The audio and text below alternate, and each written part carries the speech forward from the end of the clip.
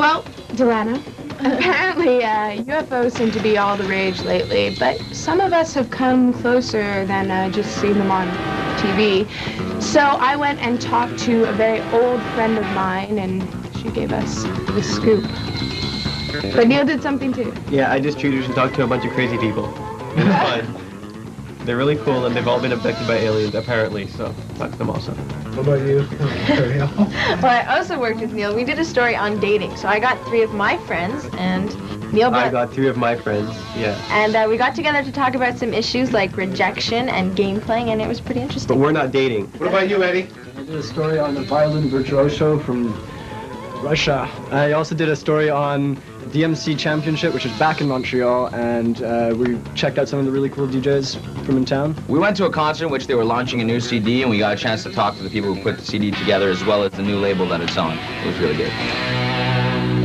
You can deny all the things I've seen, all the things I've discovered, but not for much longer. Because too many others know what's happening out there. And no one, no government agency has jurisdiction over the truth. Who doesn't stay home Friday nights to watch The X-Files?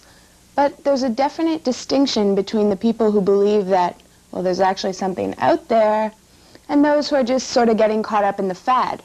So the first thing that we did is we sent Neil out to ask kids how they feel about the phenomena. Have you ever been abducted by an alien? No, I haven't. No? No, I haven't. I would like to, but I haven't. There isn't life on other planets, that's all there is to it. Do you believe people have been abducted by aliens and UFOs? I'd say a very small percentage, but most of the people are just lying. Have you ever been abducted by an alien? Not really, but I wish I would, travel the stars, see other planets, learn the local cuisine, it would be fairly interesting, What do you think the local cuisine would be like? Probably different colors, probably taste better than some of my parents have whipped up.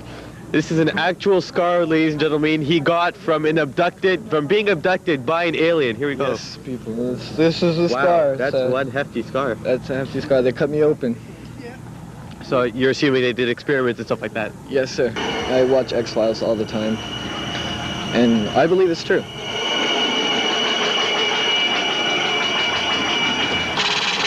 In the last year, X-Files has been more popular than any other thing that we sell. It really launched a lot of this UFO stuff, conspiracy stuff, weird phenomena. A lot of people are hungry to know more about, all these weird beliefs, all these weird events. The X-Files Book of the Unexplained. What this book does is it catalogs all of the weird events that you see on the show, and it talks about its sources in real life, in reality. The people who are really, really into this, I think, are probably a bit more quiet. Okay, because I think it's their own beliefs, and they're probably used to kind of getting weird reactions when they talk about this. 2 summers ago, I actually had my own experience with UFOs up north in Valmarais, actually at this house with a woman whose name is Audrey Mackenzie, and I've known her my whole life, and she's just had some amazing experiences that are a little out there, but I thought it'd be great if she shared them with you guys. This is where I've seen them with you. I think we saw 2 or 3. The first one was like this white one that came out and it went back behind the mountain. Like it went woo, woo, woo. And then the orange one just disappeared and then it dropped. Yeah. And this has been happening since you were little, right? Yeah. Started about, I must have been about 3, 4, as far back as I can remember consciously. I once saw 3 ships doing basically acrobatics overhead in my backyard. And now I've had real contacts with very incredible beings from somewhere. They're extraterrestrial. Probably to most people this is like a completely foreign concept. The way to describe them is they're very angelic. When they come, it's you're not afraid, you're left with an incredible euphoric feeling. And yeah, I believe that they are there to help out when the time comes.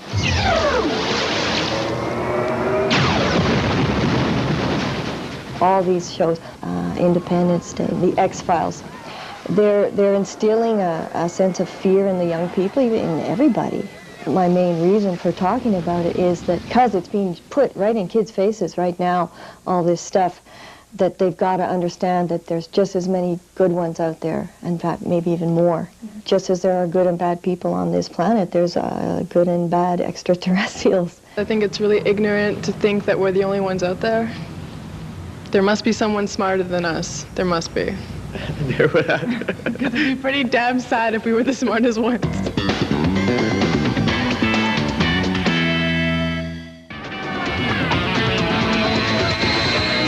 You are looking at the queen of procrastination. And I really thought I was alone in this, but apparently I'm not. I put everything off until like the absolute last minute when I have to do it, or if it's like, you know, sort of a life or death situation. All the time, I'm the king of procrastinators. Oh God, yeah. I'm like the biggest procrastinator in the world. Very much so, because I know I do my best work under pressure. Leave everything for the last minute and just cram the last 2 weeks. Like if I have a 10 o'clock class, I'll start doing it at like 8. Schoolwork, for sure. Yeah, I put everything off all the time. I have like this paper due in like 2 weeks ago and I still haven't even started it yet. In reality, you're just stirring your creative juices a bit, huh? But when you're procrastinating, what's the best thing to do? I always try to buy myself just a little more time. I never end up doing it though. I do things I don't normally do. I find like shows on TV that I never found interesting in the first place. I start watching them. Oh, well, you know, I gotta talk on the phone and I gotta like clean my room. I do that all the time. I go shopping and I go snowboarding, and then I do my homework when I can. I would make up any excuse to not do my work. I'll go on the phone, I'll watch TV, anything. Basically, what you have to do to stop that is just become disciplined. And discipline isn't so easy, you know. After a couple years of writing about punk music in this fanzine, Charles and Stefan decided they wanted to promote their favorite music. So with the help of some of their friends, they started their own independent record label out of this apartment. And believe it or not, for them, money's not the main objective.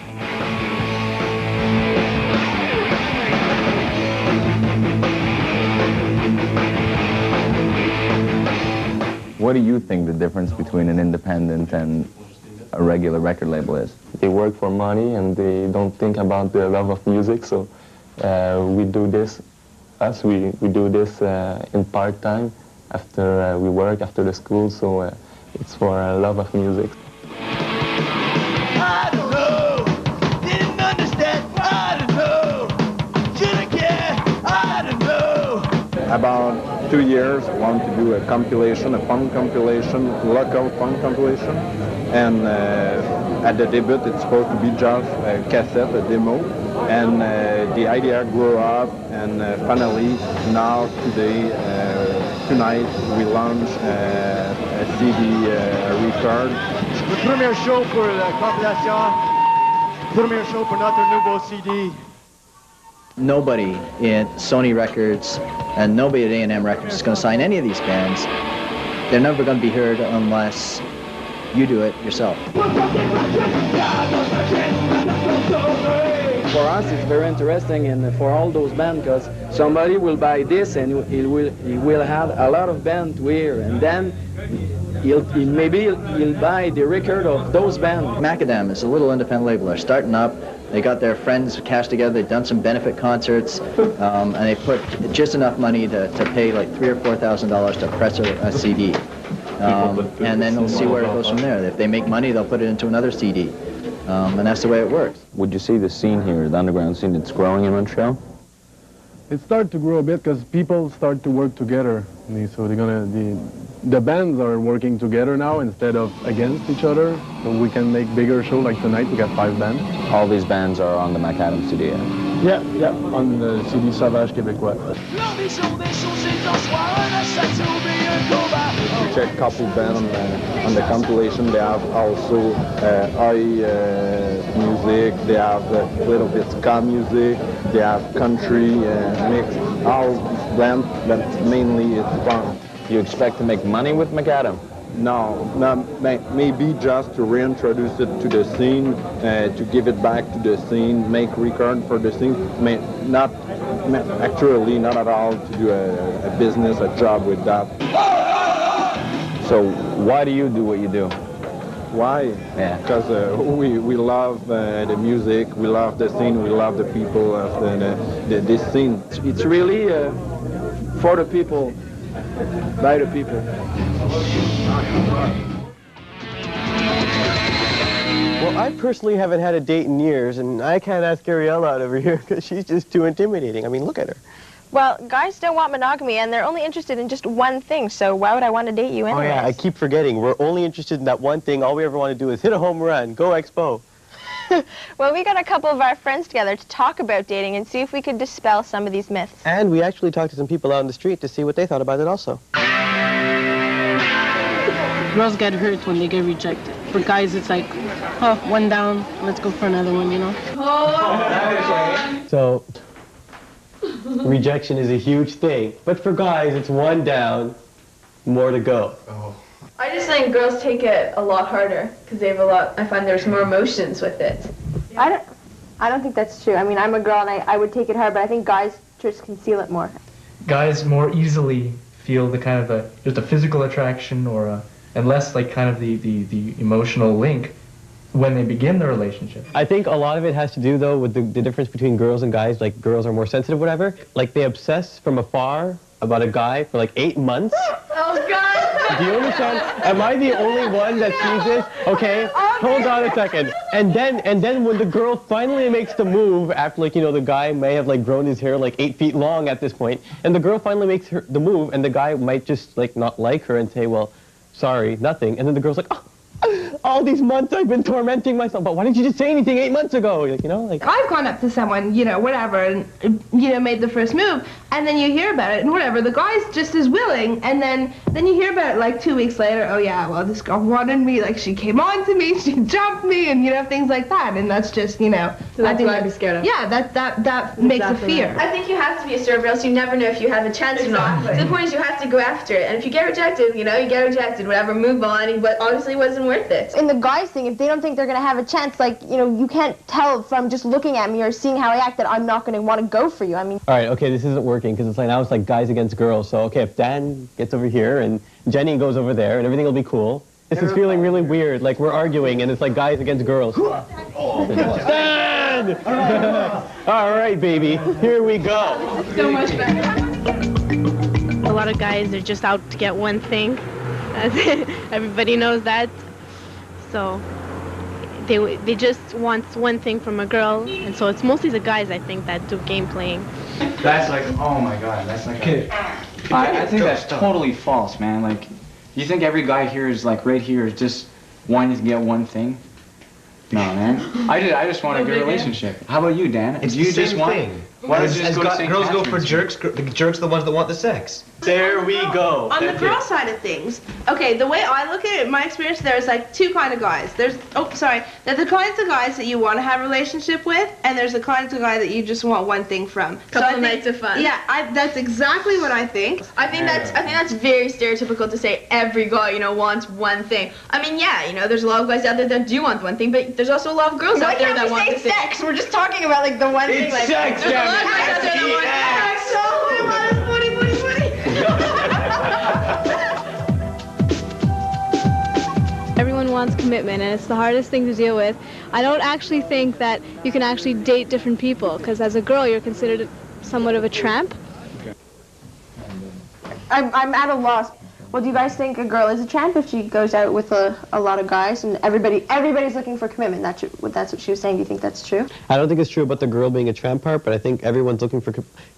Everyone says they're looking for commitment. I disagree with Neil. I think society on a whole, if a girl goes out with more guys, she's categorized as a tramp, a slut, but whereas a guy, he goes out with more girls, and it's like, yeah, go, you know?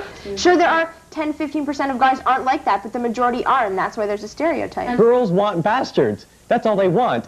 They want a bastard that they can date and then say, I got this guy, I got his attention. That's not true. I got him and now I don't want him. I'd rather go out with a nice guy than some guy who's gonna like treat me like an object and tell all his friends like who he slept with. The thing is that it's harder to find a guy who will come out and say, I've been going out with a girl for 2 years. So guys, with your new knowledge from this conversation, do you think you're going to be more comfortable the next time you want to approach a girl? You don't ever know that the other person does, and I think it always helps to know that, yeah, they think kind of the same way we do, so it shouldn't be too bad, you know, so it helps. Okay, so I'm no Fiddler on the Roof, but we did interview one of the hottest violin proteges here, and I know she's a little bit better than I am.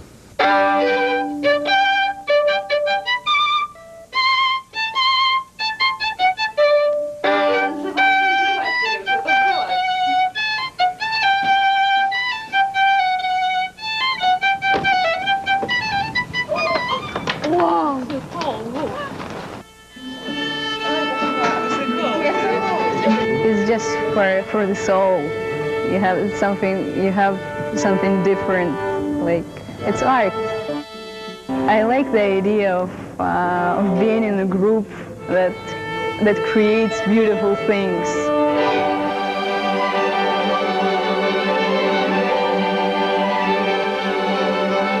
When I'm playing, I can just put everything that I'm in back, like my school and work and everything, and it's just pure music, pure. I was just trying to feel what the composer felt when he wrote the piece. Pavel, he's great. He helps me a lot, and he supports all his students.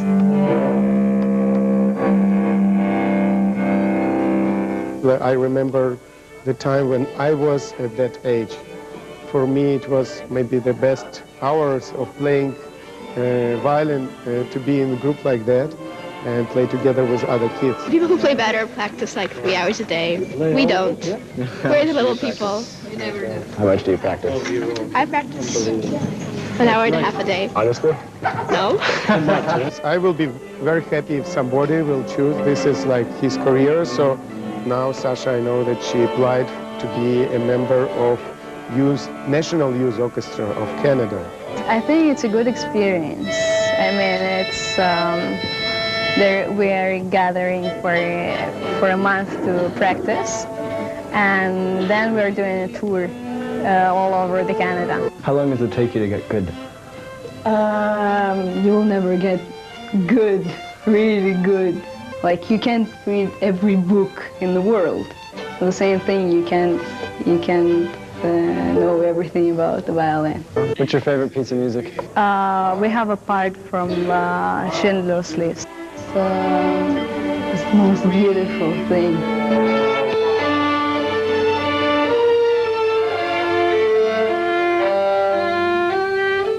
These people that were in the Holocaust, these are my people.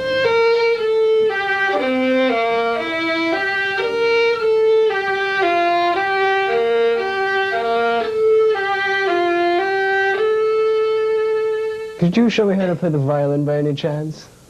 Yeah, sure. Make yourself comfortable. Just take it like this. The bow goes parallel. Make a sound. Okay.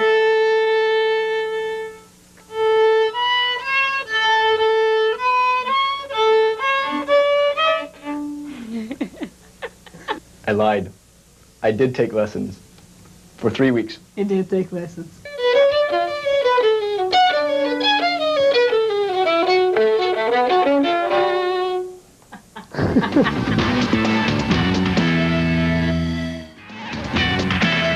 This kid is going to go very far. He's got big ears.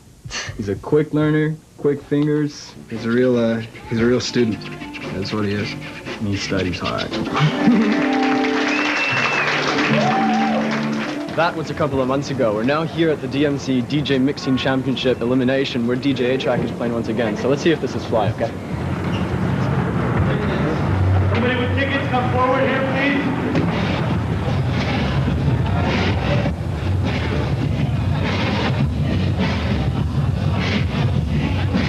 They've got a DMC competition in every big city in Canada, so hey, it's kind of a unity thing, you know, because we've all got them, and then the best person goes to the Canadian Championships. It puts the city on the map, and it says that yes, Montreal is a big DJ city like Toronto or Vancouver or whatever.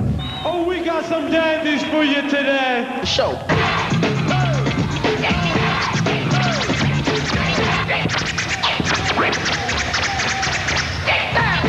How do you feel the DMC Championship is helping the scene here? DMC has always been a really great forum for this turntable as instrument phenomenon. New ideas, new tricks come out, new sounds, you know? So it pushes the scene forward, definitely. Are body tricks an important part of the performance? Body tricks, meaning elbows and knees and spins and stuff. Some DJs just prefer not to do them. They prefer to mainly stay with the technical side, with the scratching, with the sound part of it. It really comes down to what the crowd thinks, and you know, you got to know your crowd, I guess. In terms of A-Track, he's like trying to keep all the bases covered, you know, trying to prepare himself for everything. So when he gets up there, hopefully he'll be relaxed. Then he's in his basement, and I think he might take it. We're standing here with Devious, another DJ who has helped you along the way. How do you feel about competing against him at this event? It's all good, you know, even though he taught me a lot. It's like I owe most of it to him. He taught me like what I couldn't learn by myself. I show stuff to him, he shows stuff to me. We don't hide anything. As long as you're out there and you're doing your thing, and you get like crowd response, that's what's mostly important. You're a devious bastard.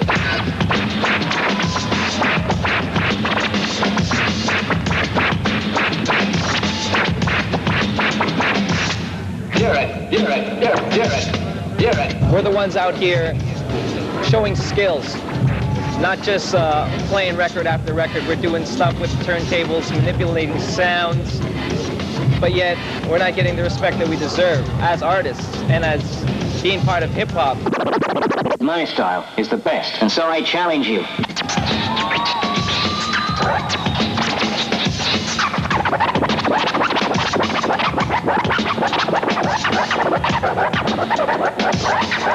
He was just going like this, and it looked like he was wiping windows, but if any mortal human being tried doing that, I mean, it's insanity. Nobody can accomplish that on the deck. I know that the kid checks his records to see if they're warped before he even buys them, which is a little bit neurotic, but I mean, that just shows you how precise he is.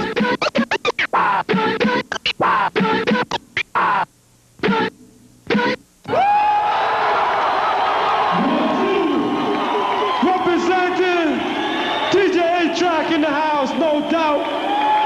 First place goes to DJ A-Track, everybody. Yo, right there, mad love, mad love, mad love, mad love, right there. Montreal, look out for this guy. He got a lot of time ahead of him. That's it for BuzZone this week. We'll see you soon.